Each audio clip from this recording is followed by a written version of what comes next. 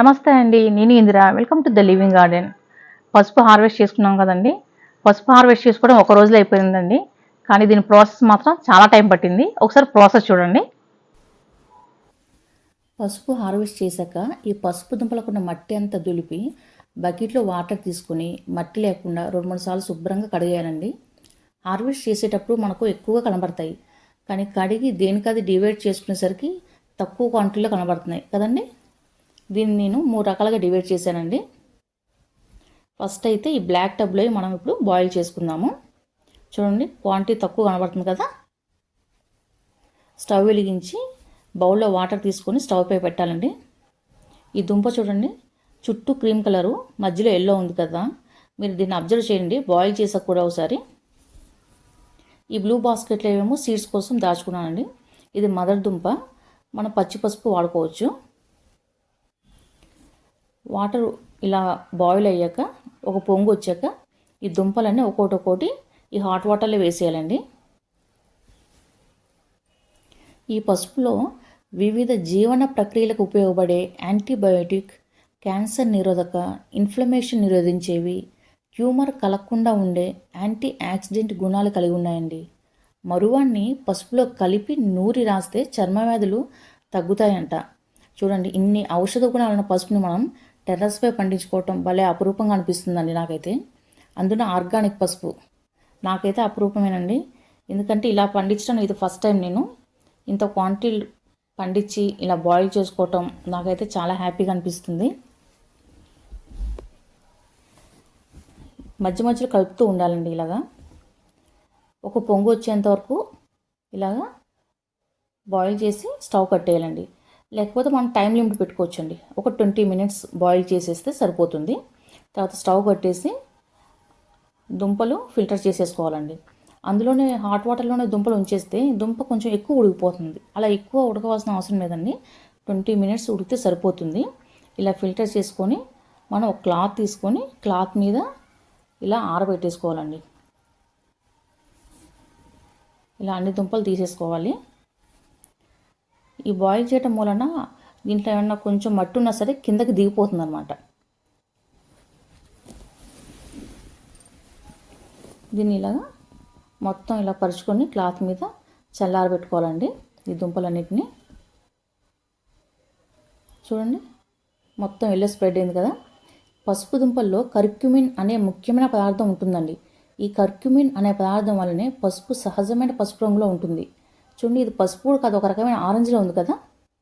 చూడండి, మొత్తం స్ప్రెడ్ అయిపోయింది ఇలా బాయిల్ చేయడం వల్లనే ఎల్లో. ఈ వాటర్ మనకు ఏం వేస్ట్ అవ్వదండి. మనం మొక్కలకి స్ప్రే చేసుకోవచ్చు. చల్లారాక మొక్క మొదట్లోనే ఇవ్వచ్చండి ఈ పసుపు బాయిల్ చేసిన వాటరు. నేను పక్కన పెట్టేసి ఆ నెక్స్ట్ డే రోజు మొక్కలకి ఇస్తానండి.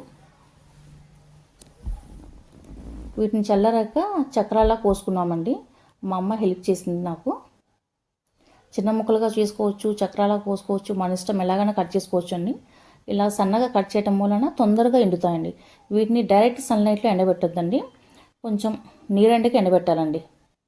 సన్లైట్ పడకుండా డైరెక్ట్గా కొంచెం తక్కువ షేడ్లో ఎండబెట్టాక ఒక 4 రోజులు తర్వాత లాస్ట్ రోజు డైరెక్ట్ సన్లైట్లో పెడితే చక్కగా డ్రై అయిపోతాయి కదండి. అప్పుడు మనం గిన్నె పట్టించుకోవచ్చు.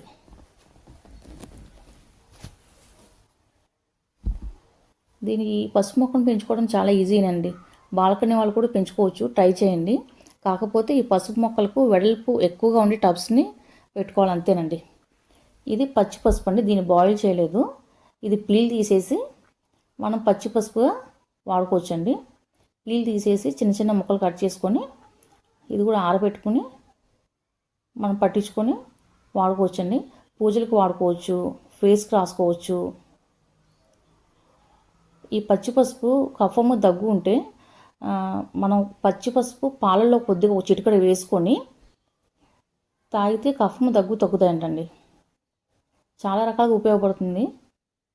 చూడండి, ఇలా పీల్ తీసేసి చిన్న చిన్న ముక్కలుగా కట్ చేసేసుకొని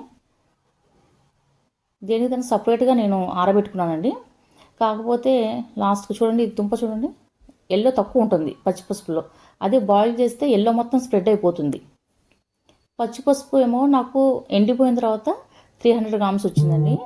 ఉడకబెట్టిన పసుపు 750 గ్రామ్స్ వచ్చిందండి. దేనికి దానికి విడిగా పట్టిద్దాం అనుకున్నాను, కానీ అలా గిన్నె అతను పట్టనన్నాడు. సో అందుకే కలిపాల్సి వచ్చింది, 2 కలిపేసాను. సో నీళ్ళు ఆరబెట్టుకొని గిన్నెకి పట్టించానండి ఫైనల్గా. నేనైతే చాలా హ్యాపీ అండి, ఇలా చేసుకొని ఇలా పట్టించడం అంటే చాలా హ్యాపీగా ఉంది నాకు. ఫైనల్గా పసుపు రెడీ అయిపోయిందని మాకు. పసుపు ప్రాసెస్ చూసారు కదా మీరు. పచ్చి పసుపు 300 గ్రాములు వచ్చింది. డ్రై అయిపోయాక వెయిట్ చేస్తే ఉడకబెట్టుకున్న పసుపు 750 గ్రామ్స్ వచ్చినట్టుందండి. అయితే నేను ఫస్ట్ అయితే దేనిదాన్ని విడిగా పట్టిద్దాం అనుకున్నాను, కానీ గిన్నె దగ్గర కిలో కంటే తక్కువ పట్టరని చెప్పారు. సో అందుకని 2 మిక్స్ చేయాల్సి వచ్చింది. నేను 2 మిక్స్ చేస్తే కిలో మీద ఒక 50 గ్రామ్స్ ఉందండి. సో ఫైనల్గా పసుపు గిన్నెకి పట్టించేసి ఇంటికి తీసుకొచ్చి జల్లెడ పట్టుకున్నానండి. ఈ గాజు సీసాలో పెట్టుకున్నాను. కిలో మీద ఒక 50 గ్రామ్స్ వచ్చిందండి. నేనైతే చాలా హ్యాపీ అండి, పసుపు ఇంత రావటం నాకైతే చాలా హ్యాపీగా ఉంది. దుంపలు పచ్చివి వెయిట్ చేస్తే ఇంచుమించు ఒక 5 కేజీస్ వచ్చాయండి. 5 కేజీస్ అనుకుంటున్నాను, అదైతే కరెక్ట్గా తూకం అయితే వేయలేదు. డ్రై అయిపోయినవి వెయిట్ చేస్తే 750 గ్రామ్స్ పైన ఏమో ఉడకబెట్టిన పసుపు, 300 గ్రామ్స్ పచ్చి పసుపు వచ్చింది. 2 కలిపేసి గిన్నె పట్టించానండి. చూడండి, నేనైతే సో హ్యాపీ. సో ఫైనల్గా మనం మిద్దె తోటలో పెంచుకున్న ఆర్గానిక్ పసుపు అండి రెడీ అయిపోయింది. మనం వాడుకోవచ్చండి. దీన్ని ఫేస్కి కూడా రాసుకోవచ్చు.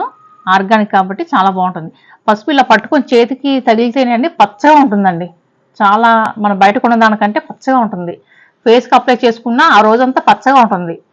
నేనైతే చాలా హ్యాపీ అండి. ఈ వీడియో మీకు నచ్చినట్లయితే please like, share and subscribe. Thank you for watching. Happy gardening.